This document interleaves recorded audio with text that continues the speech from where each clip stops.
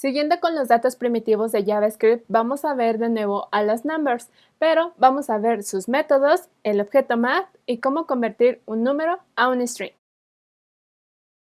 Para esta ocasión vamos a crear un nuevo archivo que se llame numbers-parte2.js que se encuentre dentro de la carpeta JS de nuestra carpeta JavaScript. ¿Ok? Y después en nuestro archivo index.html vamos a volver a agregar un comentario y vamos a enlazar el script. En este video vamos a estar viendo lo que son los métodos para los números. En videos pasados habíamos dicho que los métodos son las acciones que puede realizar un elemento, ¿vale? Los métodos que ves en pantalla no son los únicos, existen más, pero son los que más utilizamos. Vamos a empezar con el primer método que se llama toFix. Este método está integrado por dos palabras. La primera es to, que significa para, hacia o a, y fix, que significa fijo. ¿Y cuál va a ser su función de este método? Fijar el número de decimales que se van a tomar en cuenta de un número decimal y aparte lo va a redondear. ¿Ok? Ahora, ¿cómo se implementa? Muy fácil. Del lado izquierdo ubicas al número, después agregas lo que es el punto y enseguida de ello agregas el método.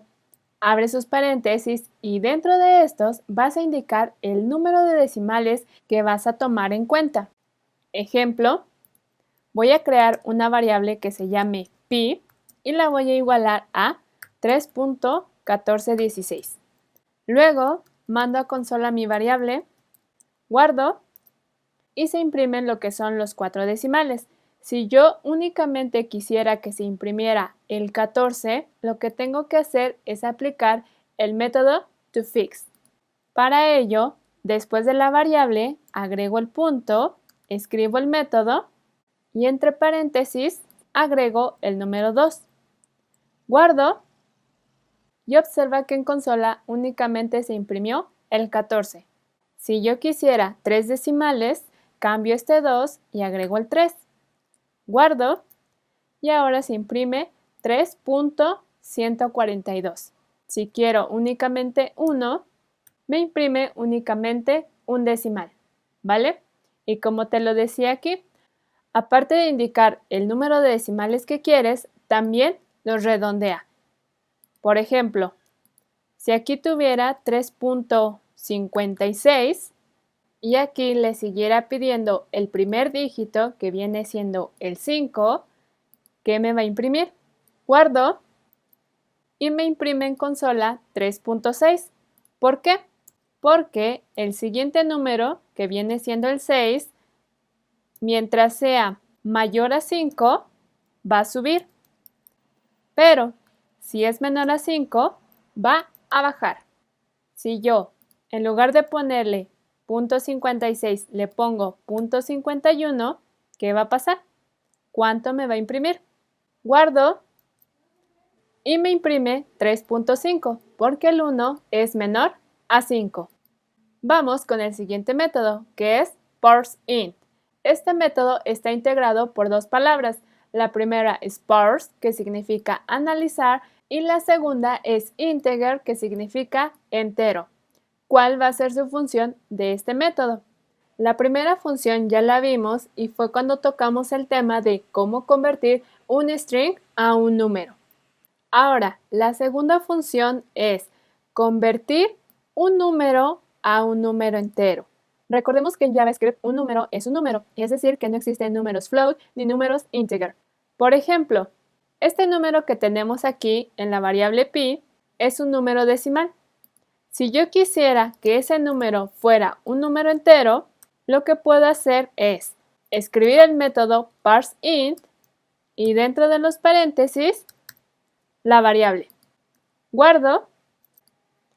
Observa que en consola se me imprimió el número 3. ¿Por qué? Porque parseInt convierte un número o un número decimal a un número entero. Y su uso, pues ya lo vimos. Primero escribes el método y dentro de los paréntesis el número. Pasemos al siguiente método, que es parseFloat. ParseFloat es un método que está compuesto por dos palabras, parse e integer.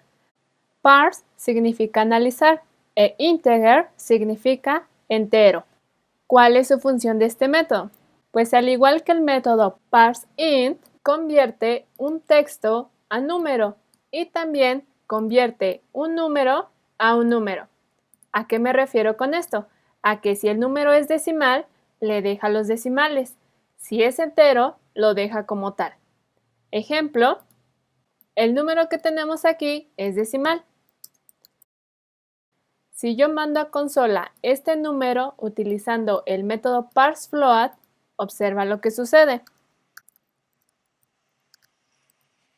Guardo y me imprime en consola el número tal cual, en decimal.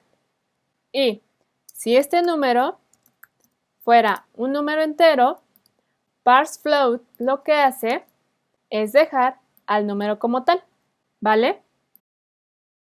Ya por último, su uso, el cual acabamos de ver. Escribes el método y dentro el número o la variable que contiene al número.